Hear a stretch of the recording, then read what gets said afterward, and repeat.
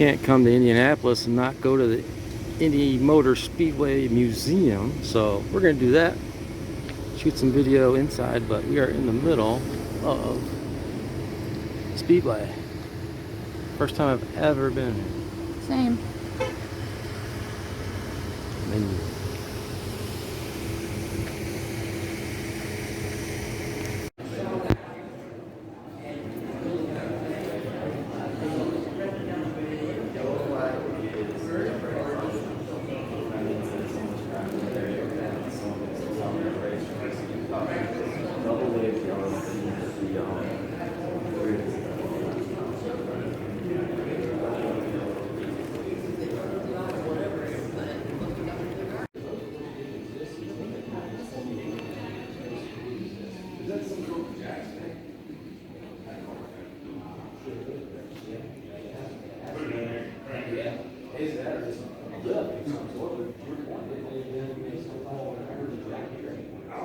Oh, Fab Four from UK are making history. Brickyard drivers Jim Clark, Graham Hill, Jackie Stewart, and car builder Alan Chapman.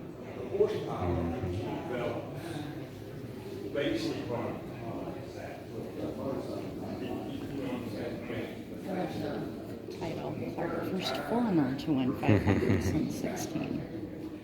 I'm assuming that was 1916. Yeah.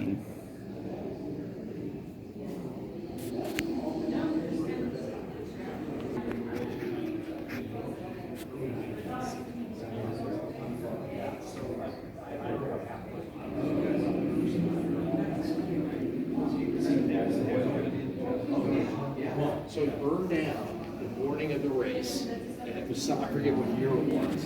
I think it's in the late 50s or early 60s, probably 50s.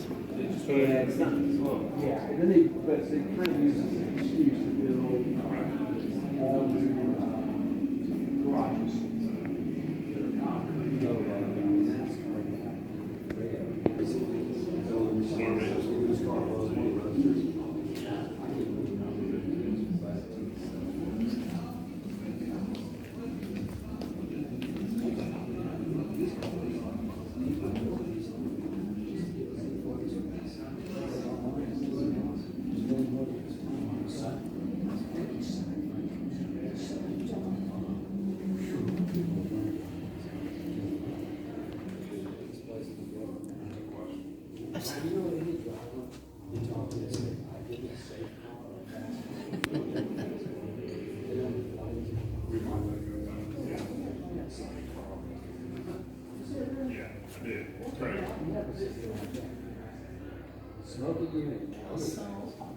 What they were saying is, anything that you could get here, you can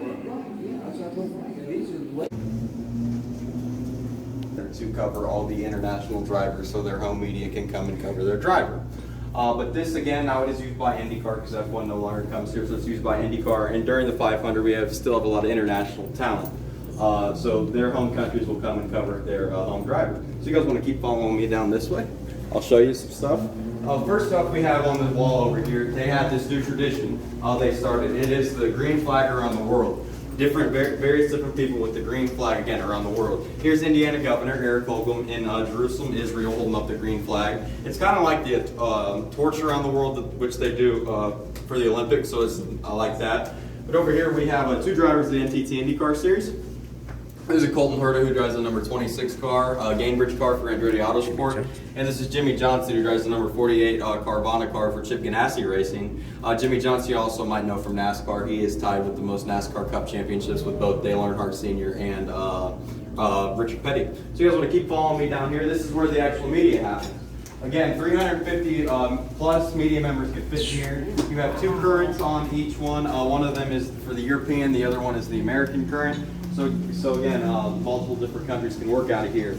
Then over here, this is where they actually do their interviews after the race. They'll get up here and they'll talk about how their day went, and you know they just won $3.1 million for winning the Indianapolis 500. They're always happy.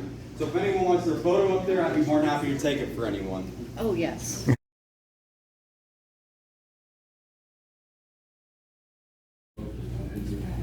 You get vertigo, do not look up. Yeah, exactly.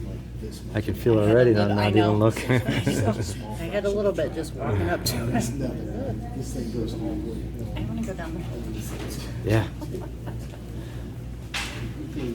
Trying to get one of them cars. Just went, there he goes. I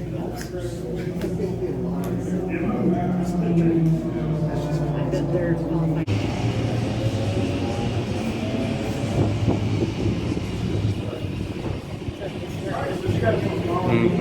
There's over here. I'll take you down to Victory Podium. You guys follow me this way.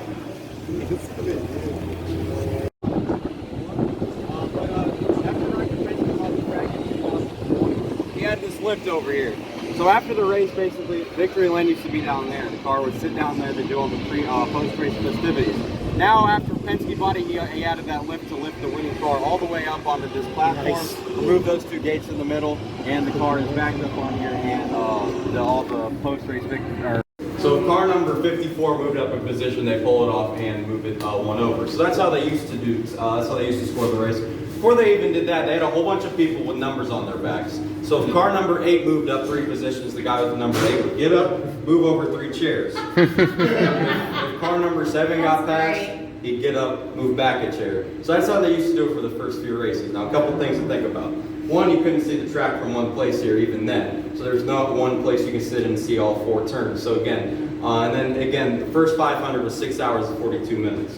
So again, 7-hour race, you have to use the restroom, you have to eat, whatnot. So again, there is some controversy now they scored the first few 500s, but now obviously they have the timing lines around the track and it all is done by computers and whatnot. So I'll show you where they do it now if you guys want to follow me. So those 2 lines, each car, like each Indy car in their front nose, it has a transponder, which takes data from these 2 lines, brings it up into here, and this is how they score the race. Know fastest time, who's in what position, etc., etc. And then they'll project it off that big pylon over there. That pylon was updated in 2014. We had those video graphics on there to make it, just make it a little, so you can see like when the NASCAR, they bring 40 plus cars here, you can see that instead of it saying 1 through 33 like it did for years.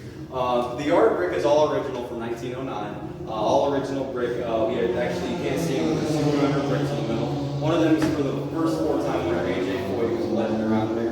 The other one is for the 100th anniversary of the Indianapolis 500 belt 2011. We missed some races for a few years due to world wars. So actually the 100th running of the race was in 2016. The 100th anniversary was in 2011. And then we have, if you see there's a white, it's real faint, but there's a white line, the nearest one to the Art of Bricks over there. That white line actually is the line that starts and finishes the Indianapolis 500, not the Art of Bricks. So whenever someone asks you how many bricks there is on the start-finish line, there's none. It's actually that paint, the white line painted on the track there. And then if you look up, you see the flag stand. That is designed after the crow's nest on the USS Indianapolis, was sunk during World War II. It's carrying parts of the atomic bomb over. Unfortunately, it sunk. Titanic sunk in about 2 hours. The USS Indianapolis sunk in about 2 minutes. That just puts it into perspective how quick it went.